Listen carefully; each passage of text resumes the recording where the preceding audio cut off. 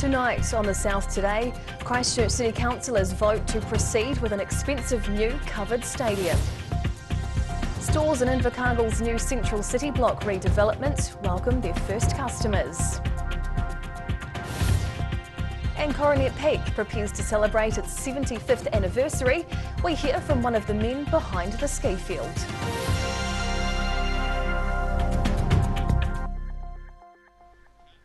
Kia ora, good evening, I'm Hannah Wilkins. Christchurch finally has its new stadium, or at least the go-ahead to build one. Councillors spent the day debating the issues, eventually voting to proceed with a fixed price contract for the city's long-awaited multi-use arena. Certainty at last. Christchurch City councillors voting 30-3 in favour of spending another $150 million to build a 30,000 seat covered multi-use arena. Christchurch's mayor and 16 councillors had three options on the table: get on with the project, stop and re-evaluate it, or scrap it altogether. It gives me great delight to support this today. We will finally be underway with a project that so many have been waiting for. Businesses have invested in the city on the proviso that they would have a stadium. A fixed price contract of $683 million was secured earlier this week from lead contractor B6 Watpac, helping give confidence to some of the councillors. Under the finalised contract, the Australian company would take responsibility for all project risks and cost escalations. And despite a likely rates increase, 77% of respondents to a recent survey want a council to proceed with the project. Christchurch's council will have to borrow the money to fund the $150 million increase, with ratepayers paying back the debt over the next 30 years. No one is happy about the price. I think we need to be really upfront about that. Of course, if we could have done it for less, we certainly would have. There was concern from some councillors that pushing on with the stadium would cause rates to jump up to 8.5% in the 2025-26 financial year.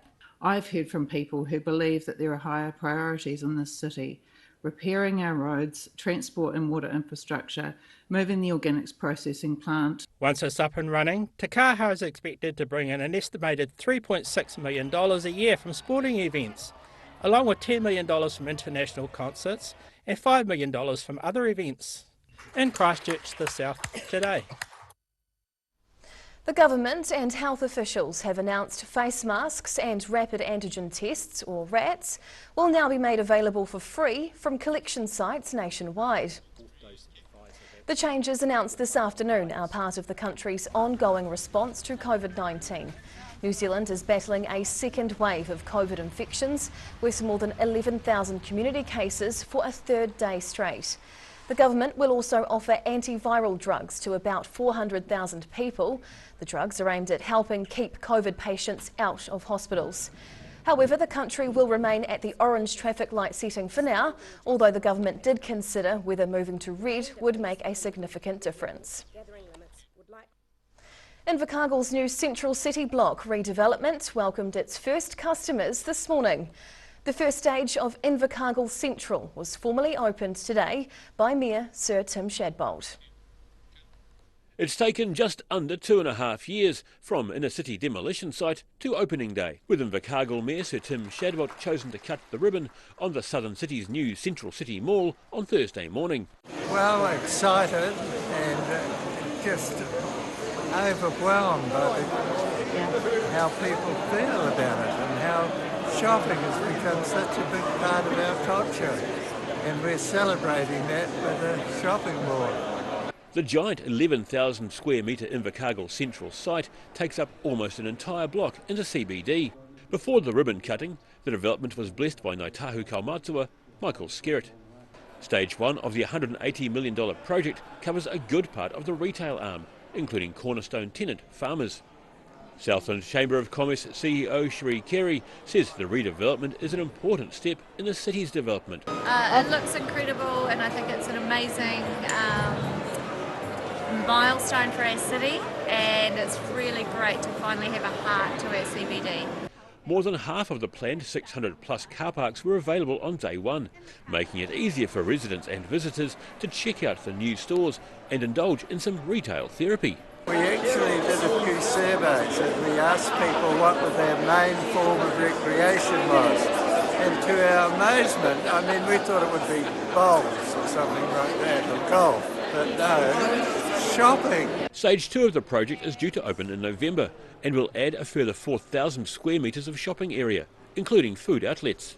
An entertainment precinct is expected to open early next year, including a bowling alley, a time zone arcade outlet and links to the neighbouring Reading Cinema. In Invercargill, the South Today. A gas main was ruptured in central Dunedin this morning. Great King Street was cordoned off for a period after a digger struck a gas line around 11:20 a.m. Police say the gas dissipated rapidly and they left the scene in the hands of Fire and Emergency New Zealand and contractors. Fenn says 4 fire appliances attended the incident in the central business district. Coronet Peak is preparing to celebrate its 75th anniversary next month. Veteran skier and pilot Jules Tapper has been involved with the ski field near Queenstown since the early days and has fond memories of the slopes.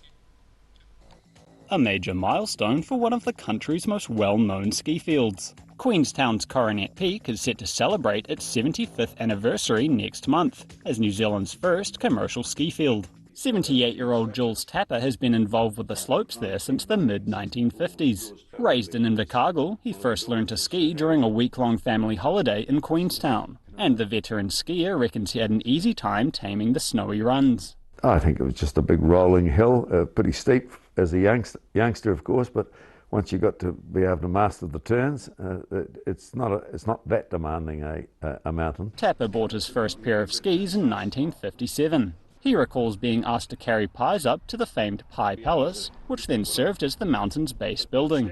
However, Queenstown wasn't always the bustling resort town it's known as. Tapper says the area used to be very slow going during the winter season. I think people probably wouldn't understand what Queenstown used to be like in the old days in the winter when everything virtually shut down. The baker would bake maybe 3 times a week. Meat was brought in once or twice a week from Cromwell. There just wasn't the business opportunities. It certainly wasn't a developed winter resort in the early days. Tapper commends Sir Harry Wigley and Sir John Davies for their efforts in developing Coronet Peak to the modern ski area it is today. He says he still enjoys the slopes and has a free pass up the mountain to enjoy the peak in his spare time. In Queenstown, the South Today. Whai Yakane, still to come on the South Today.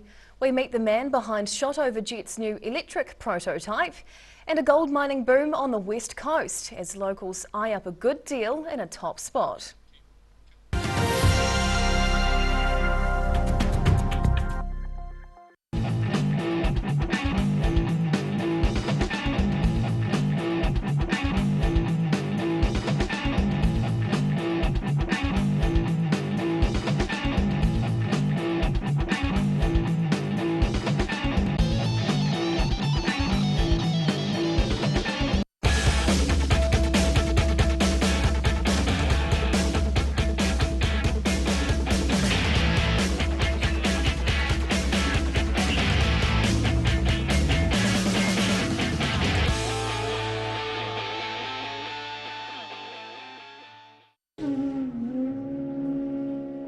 Every day the team at Gillian supports grieving families at their time of need, from answering your questions to organising a farewell that reflects the wishes of your loved one. We can help.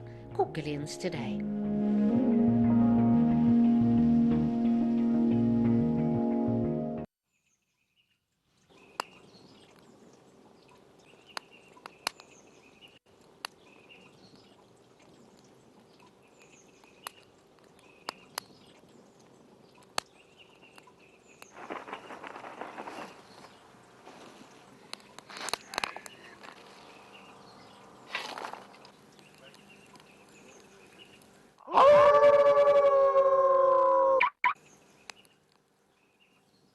It's a midwinter Boxing Day sale. Andy's taken 30% off absolutely everything. Plus, you can pay it off interest-free. Midwinter Boxing Day sale. And my mate John. Hi, we're H Concern Otago. H Concern Otago hosts a multitude of social activities, including indoor walks.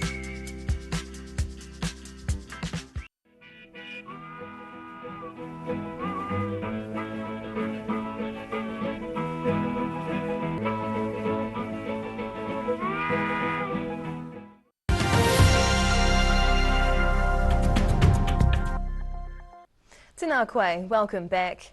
The man in the engine room of the electric makeover for Queenstown's shot-over jet says it's all in a day's work. A Dunedin electronic engineer has been leading the charge to transform the popular tourism operation. Imagine Queenstown's iconic shot-over jet with all whoosh but no roar of a V8 engine. That's the plan of Ngāi Tourism, to convert its fleet of V8-powered jet boats into electric-powered machines. Dunedin company Evolution is working on the project with Ngāi to provide the electric engines. And we've put two 200 kilowatt electric motors in there and a 200 kilowatt hour lithium battery pack to drive it. So it's pretty similar to the old V8s, how it goes. Hardisy's proud to have helped develop the world's first electric jet boat designed solely for tourism. But currently the boats only get about an hour's run time out of the batteries. Have a massive battery pack on the side of the river. So you'd have a 500 kilowatt hour battery pack there, and it would just be a battery to battery fast charging. So the battery on the shore would produce all of the power for the boat, because the batteries can produce a lot of power in a short space of time. And it's still quite an efficient process to go from a battery to another battery.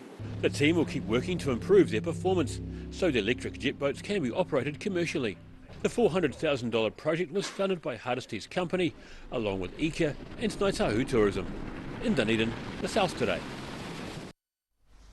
Gold mining on the west coast has seen an increase in production in recent years, in part due to the COVID-19 pandemic. And while the local economy's been battered in recent times, the prized mineral has seen the opposite trend. Could the west coast be looking at a second gold rush? Gold mining has been a source of great economic benefit for the region since the first gold rush in the late 1800s. And since the March 2020 lockdown, gold has risen significantly in value as people look for a place to secure their money in uncertain times. Patrick Phelps, manager of Minerals West Coast, says this could be because of the costly metal's physical attributes. It's just one of those things that people feel comfortable. You can hold it, you can touch it, you can stow it under your mattress, you can bury it under a pot plant in the backyard, you can stick it in a safe deposit box, whatever. There are people who just seem to place quite a lot of confidence in something tangible that they can hold. Over the last few years, gold broke through the 3,000 New Zealand dollar mark, nearing its record highs. In the early stages of the COVID-19 pandemic, fuel prices were relatively low, helping ensure gold mining returns were significant during this period. Back in 2017 and 2018, the price of gold was under $2,000 an ounce, showing just how much the mineral's value has increased. Phelps believes it's largely due to the sporadic nature of the world's economy since 2020. People feel like they're living in less than certain times at the moment, and the gold price, can reflect that. It's not a guarantee. You see conflicts and pandemics and things like that where it doesn't lead to a skyrocket gold price increase, but that seems to be what's been happening in the last few years anyway. And the future of gold mining is still looking bright. While diesel and petrol prices vary the annual returns of the industry, the sector remains profitable. Central Otago has also seen a similar boost in interest recently from mining companies. The continuing strong price of gold in its physical nature, ensuring the lucrative substance continues to be sought after on the west coast. In Greymouth, the South Today. And now recapping tonight's top stories on the South Today.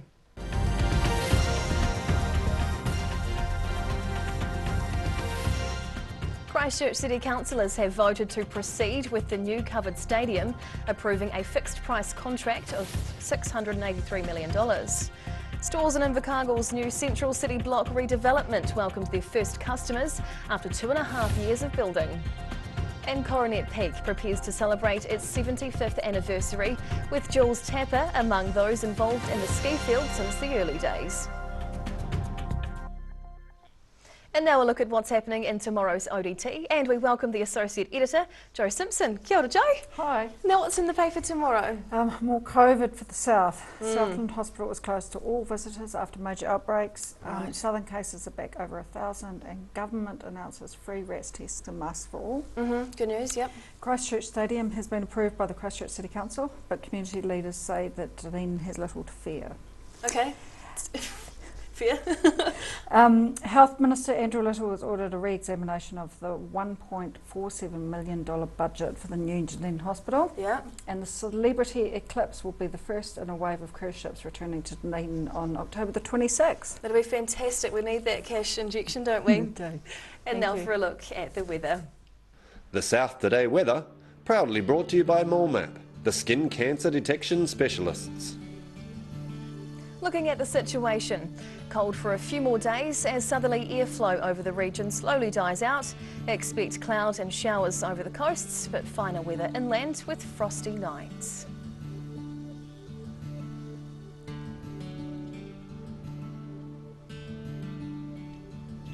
Heading to the top of the South Island. We'll get some light winds and high cloud through here with 14 for Nelson, 13 for Greymouth with showers, and the southwesterlies hang around in Christchurch for at least another day with a high of 10 degrees. Travelling south, the southwesterlies continue to blow across South Canterbury and North Otago, highs of 9 in Ashburton and Timaru with 8 in Uamudu. Westwards now towards the Central Lakes. Light southerlies are on the way through here with 7 degrees for both Wanaka and Queenstown, and Alexandra is cloudy with a high of 8. Heading further south, a slight change in breeze through here with southeasterlies dropping back as the day goes on, becoming fine with showers on the coast. Expect highs of 7 degrees for Balclutha, Gore and the Catlins.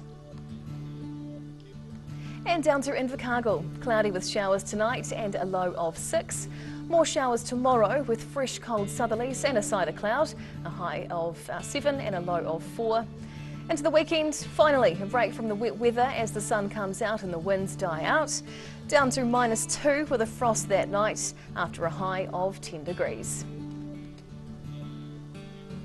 And for Dunedin, scattered cloud tonight with a low of 4. More clouds and showers tomorrow, light to start and then heavier in the afternoon with gusty southwesterlies, a low of 1 and a high of 7. Saturday looks fine and sunny with those southwest winds dying out, a low of 0 and a high of 10 degrees. And that's the news this Thursday. For the latest news and videos from the southern region, head online to odt.co.nz. And you can follow Channel 39 on YouTube to catch our news bulletins on demand. We'll see you again tomorrow. Ka kitea popo.